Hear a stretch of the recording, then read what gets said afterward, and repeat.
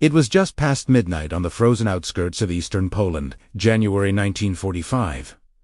The snow fell in silence, smothering every sound except the distant hum of artillery far to the west. In the darkness, deep within a dense pine forest, a man stood next to a horse. Both were motionless, their breath visible in the frigid air. The man's name was Lieutenant Marek Tomaszewski, a Polish officer working alongside Soviet partisans. The horse, a black stallion with scarred flanks and eyes that flicked with nervous intelligence, was known simply as Bar, named after the forest that hid them. The mission was as clear as it was impossible: deliver a sealed package of orders across enemy-controlled territory to an isolated Allied battalion cut off by German movements.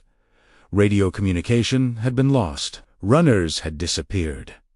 Aircraft couldn't fly in the storm. The only way through was the woods, and the only creature fast, silent, and resilient enough to slip through without alerting patrols was Bor. No engine, no gears, no metal, just instinct and muscle, trained under fire. Tonight, this animal would carry the weight of 400 men's lives on his back. Marek didn't speak to Bray.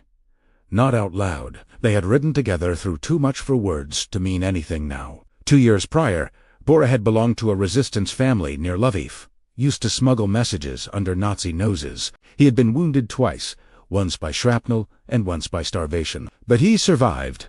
Dan became legend among the partisans. Soldiers whispered about the horse who never neighed under fire, who sensed mines before the men could. They said he could smell danger. Marek didn't know if that was true. He only knew that if any creature could make it through that night, it was this one. The orders were tucked into a leather pouch, stitched shut and coated in wax. If captured, Marek had instructions to destroy them, but this time he wouldn't go. His leg was wounded. He could barely stand.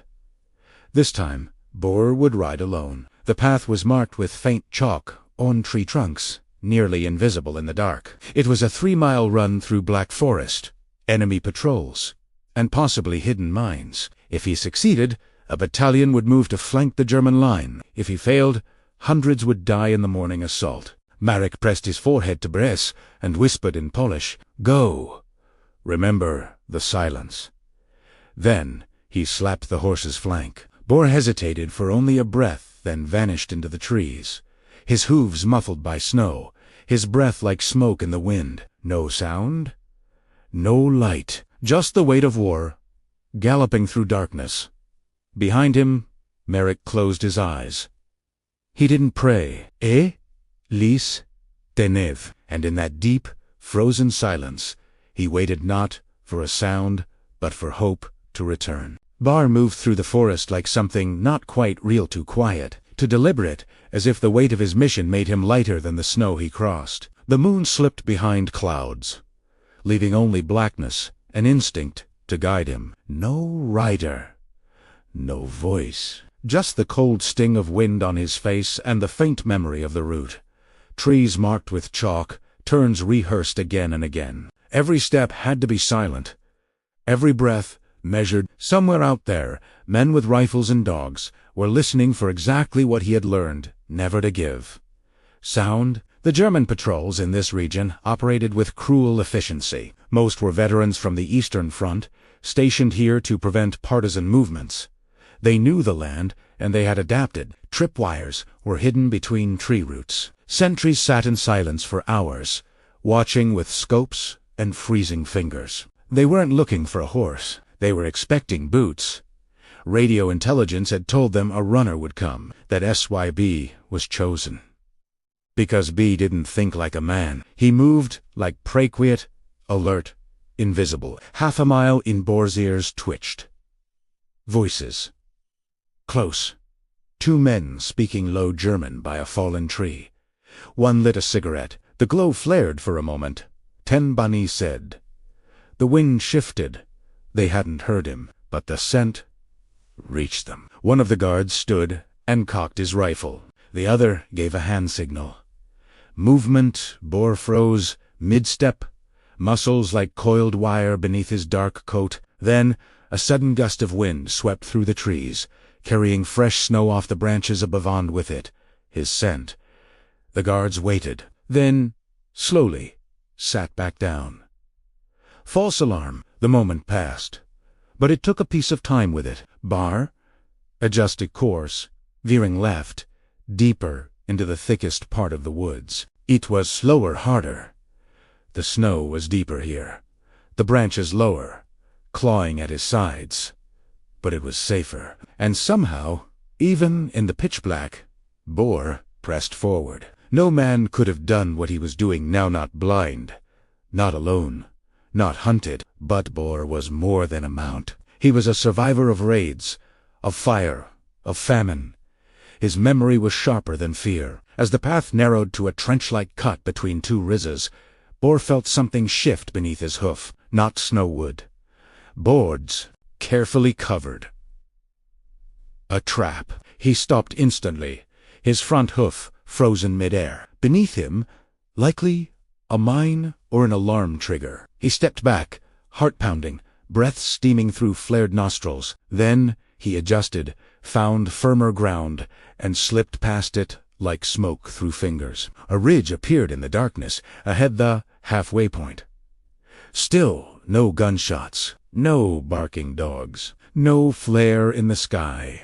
Somewhere behind him, men waited for death or salvation, and somewhere beneath him, the forest held its breath. There are paths men cannot take, but sometimes a horse can. The ridge was not much more than a rise in the terrain, but from the top, Boar could see the shape of the next phase of his mission. Below him lay the abandoned road, the old forest trail that had once connected to villages, now reduced to mud, snow, and broken stone. It had become a no man's. 2 exposed 4-foot patrols, 2 unstable 4 vehicles, but it was the most direct route to the Allied outpost. In daylight, it would have been suicide, but under a starless sky and falling snow, Boar had one advantage. He was nothing more than a shadow, and shadows don't leave tracks. As he descended the slope, his hooves adjusted with expert care, barely displacing the top layer of snow. Each step was calculated, as if memory guided him more than sight. Years of surviving in war-torn terrain had taught Bear what men often forget: trust the ground, trust your senses, and never rush. The wind picked up again, brushing snow across the surface of the road, erasing what little trail he left behind. It was as if nature itself wanted him to succeed. But the road was not unguarded. German spotters had positioned listening posts on both ends, designed to intercept any sign of movement: rustling brush, distant hooves, the snap of a branch. To Boar's right, in the darkness beyond the trees, 2 sentries sat in dugouts, rifles across their knees, ears trained toward the road. They had heard a rumor earlier that week of an animal used for messages by the resistance. One laughed at the idea. The other didn't. His eyes scanned the black, waiting for the impossible. Boar moved like a spirit, staying close to the ruined fence that lined the path. At one point, a loose wire caught his side and let out the faintest metallic frosse. So did the guard in the trench. Silence. Then a rabbit darted from the trees across the road. The guard laughed and settled back into his post. The moment passed. Boar moved again, heart steady, coat wet with snow and sweat. He was close now. Less than a mile remained. Suddenly, in the distance, an explosion, not nearby, but enough to light the clouds with a flicker of orange. Artillery. Sabotage. It didn't matter. It would draw attention. More patrols. More eyes. Boar quickened his pace. Still silent. Still fluid. He could feel the pouch against his side, the sealed orders pressing against his ribs. Inside, a command that could change the next day's battlefield entirely.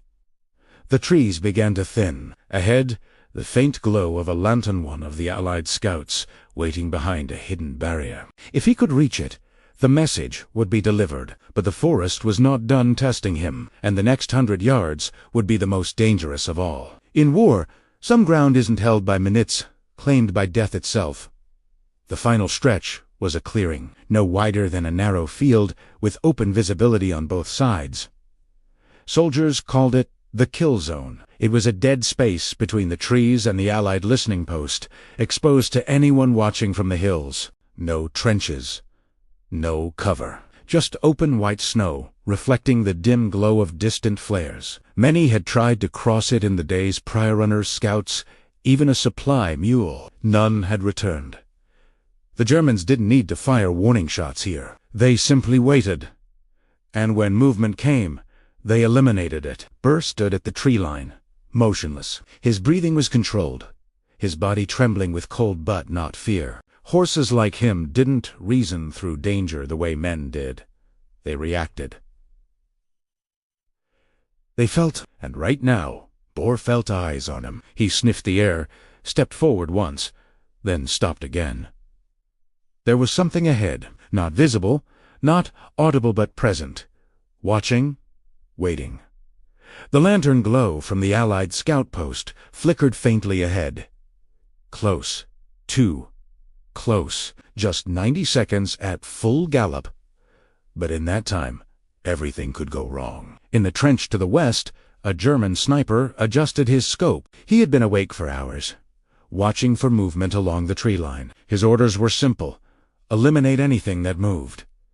He had already taken 2 lives this week. Now, his sights swept the dark, his breath steady. Through the glass, he caught a glimpse, just a shift, of black against black. A shape. He focused. It was low to the ground. Moving. A wolf. A large dog. He clicked off the safety.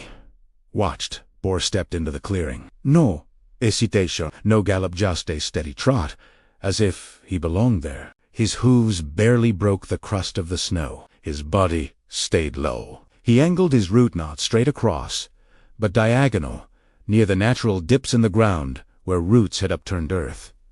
It wasn't training. It was survival. Pure instinct honed by years of evading death in occupied lands. He didn't know he was in a sniper's scope. He only knew the wind had changed down the forest behind him, suddenly felt colder than the space ahead. The sniper hesitated. The shape wasn't behaving like prey. It wasn't panicked. It moved with purpose. Was this the animal they'd been warned about? A part of him wanted to fire. The other part, perhaps curiosity. Perhaps something deeper held his finger. Bohr was now halfway across. Still no sound. Still no flash. The tension grew unbearable, stretched tight like wire between teeth. Then, without warning, a flare shot into the sky from a position farther east. It lit the snow like daylight. Bohr froze. His shadow stretched long. And in that exposed silence, everything held its breath until one shot rang out and the night shattered. The shot cracked through the frozen air like a whip, then nothing. No screams. No return fire. Just silence. The flare above began to fade, sinking the field back into darkness. Snowflakes fluttered down slowly, untouched, indifferent. In the trench, the sniper exhaled and lowered his rifle. He hadn't fired. Somewhere else, someone had. The sound had come from the east, closer to the Allied lines. A nervous sentry, a panicked shot at a shadow. The sniper scanned again, but the dark shape had vanished. Confused, he tightened his scarf and returned to his vigil, unaware of what he had nearly changed. Bohr hadn't stopped running. When the flare lit up the sky, instinct took over. He had dropped low hooves, digging into the crusted snow, body tucked behind a half-frozen stump left from a shelled-out tree. He remained still for 6 long seconds, ears alert, heart pounding. Then, as the light dimmed and shadows returned, he moved again. This time, faster, more deliberate. There was no point in hiding anymore. The final distance had to be crossed in one burst. He launched forward, every muscle in his body remembering the rhythm of escape. At the Allied trench, a young private named Harris held his breath.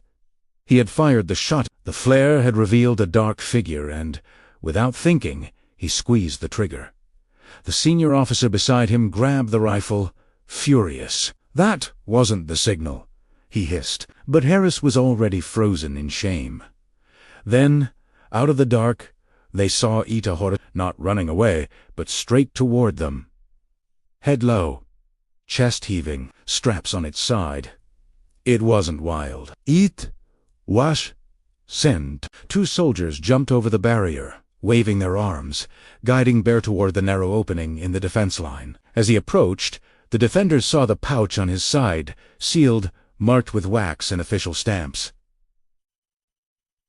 One reached to remove it, the other simply stared. "He came through the kill zone," he whispered, in disbelief. Alone. Inside the command dugout, the officer tore open the pouch and scanned the message with wide eyes. Coordinates. A revised plan. An urgent call to reposition before sunrise. If the orders had arrived just an hour later, the battalion would marched into an ambush. Now, with time to adjust, they had a chance not just to survive, but to turn the flank and strike first. "This horse just bought us a war," the commander muttered, already barking new orders to his aides. Barr stood in the trench, steaming with sweat and exhaustion. Snow clung to his mane. A soldier gently rubbed his neck. Another offered water from a helmet. No one spoke loudly. There was a reverence in the air, the kind usually reserved for heroes, and though no bugle played, no medal was pinned, every man there understood. They had just been saved by something they couldn't explain, only follow. The mission was over, but he didn't know that. The trench had quieted after the scramble. Orders were being executed. Maps redrawn, and men moved with renewed urgency. But in a corner near the supply crates, Barr stood alone. He had done the impossible, delivered a message through enemy territory, survived sniper lines, and saved a battalion. But now, no one quite knew what to do with him. He had no handler, no identification beyond the markings on his saddle and the wax-stamped pouch now in the hands of command. He was, in every sense of the word, a ghost horse. With no orders, Lieutenant Daniels, the logistics officer on duty, walked over to him. The horse was trembling slightly, from exhaustion or stress or both. Daniels reached out, placing a hand gently against Barrett's neck. The animal didn't flinch. His eyes remained calm, but distant. Daniels had served in Italy the year prior. He'd seen mules overworked to death, hauling ammunition in the Apennines, but he had never seen a horse like this. There was something in Barrett's eyes, not fear, but memory. A medic approached and offered to examine the horse. No open wounds, but his legs were raw with iceburn, and one hoof was cracked. And he'd addressed food and shelter things that the front line could barely spare. Daniels made a decision. He had Barr moved to a supply dugout, gave orders for water and oats. Unmarked, non-combatant asset. It was a bureaucratic label, but it bore time. Not every animal got that chance. Most were cycled back into service, or worse, abandoned once they weren't needed.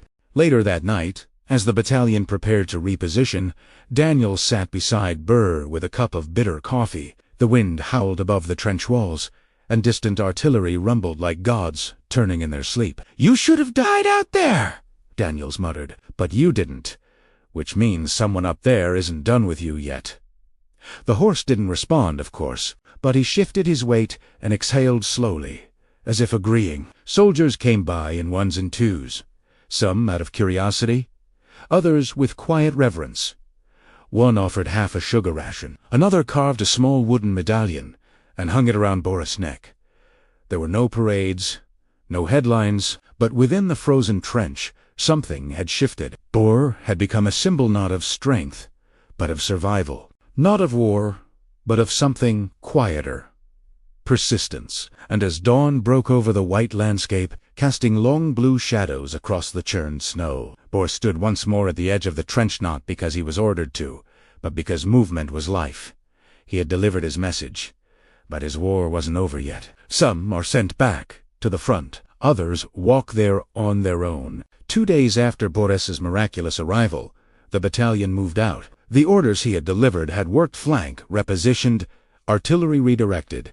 The German advance stalled. But the cost of that success came quickly. The fighting intensified along the Eastern Front, and as Allied units pushed forward through snow and smoke, logistics fell apart. Roads were impassable. Radios Hamed, supplies ran dry.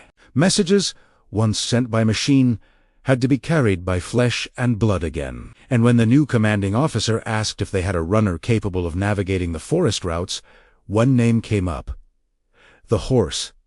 Lieutenant Daniels protested. He argued that Ba had earned his rest, that the animal was wounded, recovering, but the reply was cold, bureaucratic. He's still breathing.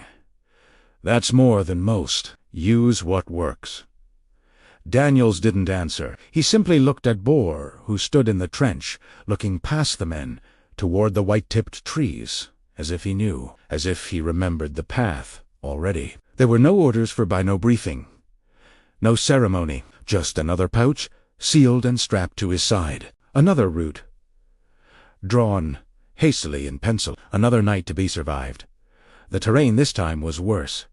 The snow deeper, the wind crueler. Bohr moved slower now. His injuries not fully healed, but his steps were steady. His ears still listened to the wind before the man. As he approached a ravine, the midpoint of the new route artillery echoed through the hills. Not distant. Close. The enemy had repositioned faster than expected. Patrols were sweeping. Searchlights danced across the tree lines like ghosts searching for memories. Bohr stopped, waited, listened, then descended into the ravine using its shape like a trench. Overhead, a German patrol passed. One soldier paused, shining his flashlight over the edge. It passed inches above by his head. But he didn't flinch. He stayed still, heart pounding beneath layers of frost and fur. The patrol moved on, and when the silence returned, he climbed, slow and sure, emerging once more into the tree line. He could feel the difference. Now he was weaker. But something else had changed too. He wasn't running from war anymore. He was carrying it forward. Back at base, Daniels waited near the comms tent. No word, no contact. Just the storm and static. Another officer shook his head. The horse won't make it this time. Daniels didn't respond. He just kept his eyes on the tree line, searching for movement. Not because he expected a miracle, but because he'd already seen one once. And miles away, in the cold heart of the forest, a black figure moved silently through the storm, soaked in sweat and snow, carrying no fear, no rider, no glory. Only orders, and the memory of what survival meant. He had no name to them, only a shape in the snow. But legends don't need names. It was nearly midnight when the soldiers at forward post WWII heard the first sound. Not footsteps, not gunfire. A low, rhythmic crunching in the snow, measured, deliberate. The sentries raised their rifles, flashlights flickering into the white silence. What they saw emerging from the woods didn't make sense at first. A dark shape, moving alone. Slow, but steady. No rider. No sound. Then the light caught Ida horse, drenched in sweat and frost, a leather pouch strapped to its side, blood trickling from one leg. He stopped just feet from the trench, exhaled heavily, and lowered his head. The outpost froze. One soldier dropped his flashlight. Another stepped forward in disbelief. Is that the same horse? The medic rushed out, eyes wide. The pouch was real, the wax seal. Unbroken inside. Vital coordinates for an artillery strike, intended to neutralize a German counteroffensive that was already in motion. 1 hour later, the strike hit its target, saving not just post V12, but 2 flanking units they hadn't even known were in danger. It wasn't just a success. It was a miracle. News traveled faster than bullets. Within hours, radios whispered it from trench to trench.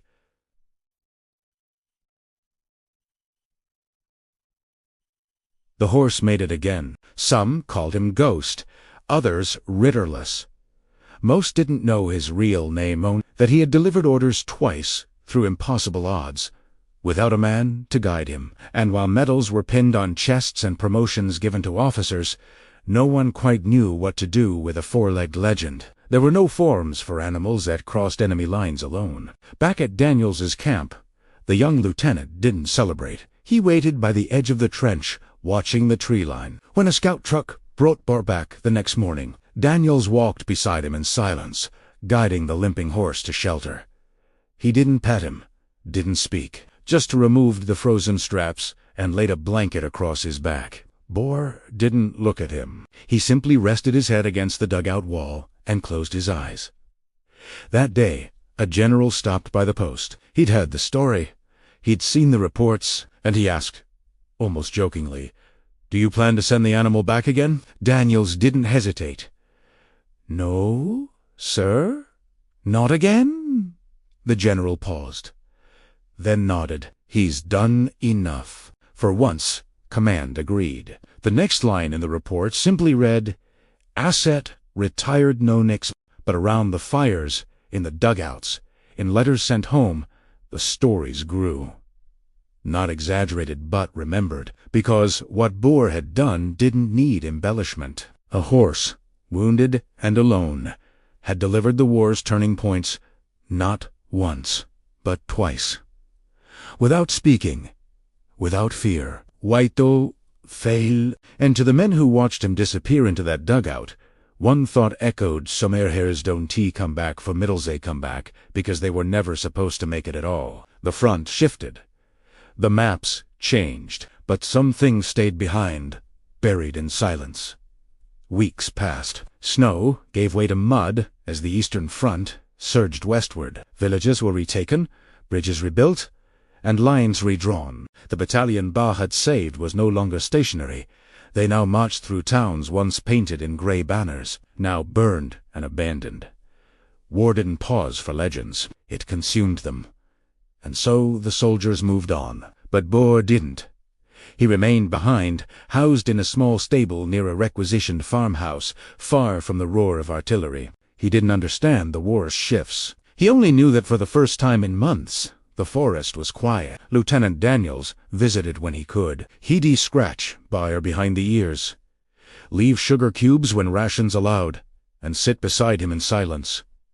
The war had changed Daniels. He no longer believed in clean victories. He had seen too many men die delivering words Boar had carried alone. He had also learned something no manual could teach, that bravery does require understanding only the will to move forward when everything tells you to stop. And in Bar, he saw that truth carved into every scar on the horse's body. The other men never forgot. New recruits came, heard the stories, and asked, "Where's the warhorse?" They would be led to the stable, where Burr stood quietly, eyes half closed. Some took pictures. Some just watched. He wasn't grand, wasn't tall or particularly beautiful, but he was still alive.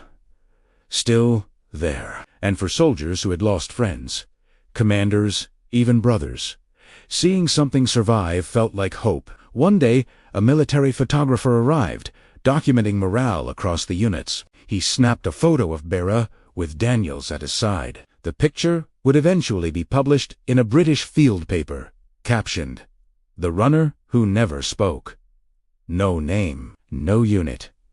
Just an quiet moment between soldier and beast, surrounded by the ruins of what once was a village. And though the photo would fade with time, for those who had served there, it was more than an image. It was memory. It was proof that not everything heroic needed a rifle. But as spring approached, the war's pace quickened. The final push toward Berlin demanded every available man and machine. Horses, too. Daniels received a new posting. His orders were brief: redeploy west.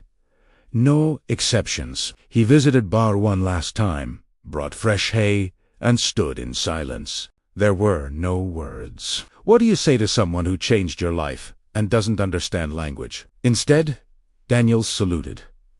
Not for show, not for rank, just out of respect. Then he turned and left. And Bar, sensing something final in the air, watched him disappear beyond the trees. He didn't follow. He simply stood there, ears turning to the wind, as if listening for something far away, a memory.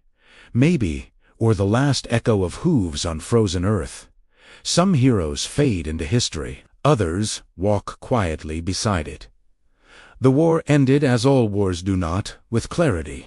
but with exhaustion. Flags were raised, treaties signed, and soldiers returned to countries they no longer recognized. Across Europe, silence replaced gunfire. The world exhaled. In the ruins of northern forests and the scattered remains of outposts, few traces of the chaos remained. But in one stable, tucked beside a forgotten farmhouse, a black horse still stood. Time had not touched Boer as violently as it had men, but the years had weighed on him nonetheless. Lieutenant Daniels never returned. His new post had sent him west, then home. He'd married, raised children, and lived quietly. But every year, on the same spring day, he would sit alone for an hour, holding a photograph, a faded black-and-white image of a horse standing beside him, somewhere in the snow.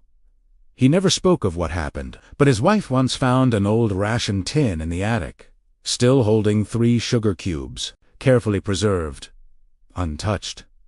A promise, maybe, or a memory he refused to sweeten. Back in the village, the farmhouse was eventually abandoned. Soldiers moved out.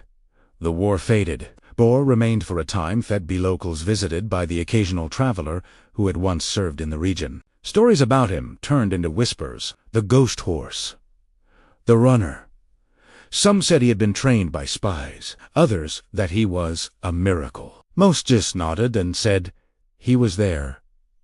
Because in the aftermath of so much destruction, what people craved most were things that had endured. Boer had endured. When he finally passed peacefully, in his sleep-no ceremony was held, no headline printed, but a former medic from the battalion, now a farmer nearby, buried him beneath a tree at the edge of the field. He carved no name into the wooden marker, only a single line. He never ran from war. He ran through it. Years later, a historian researching wartime animal service came across reports of an unidentified horse that had twice crossed enemy lines alone. No serial number. No handler listed. Just notes in field journals. And a photograph. The photo now rests in a museum in Normandy, in a quiet exhibit corner dedicated to unsung war animals. Few visitors stop there, but those who do often linger longer than expected, drawn not by the fame of generals, but by the gaze of a silent figure who did the impossible, then disappeared. And though Boer left no descendants, no medals, and no written name, his legacy was written in footsteps pressed into snow, etched in silence. A story that, for a moment, reminded men of something greater than orders, greater than battle. That loyalty doesn't need language, and some heroes never needed to be led. They simply knew where to go.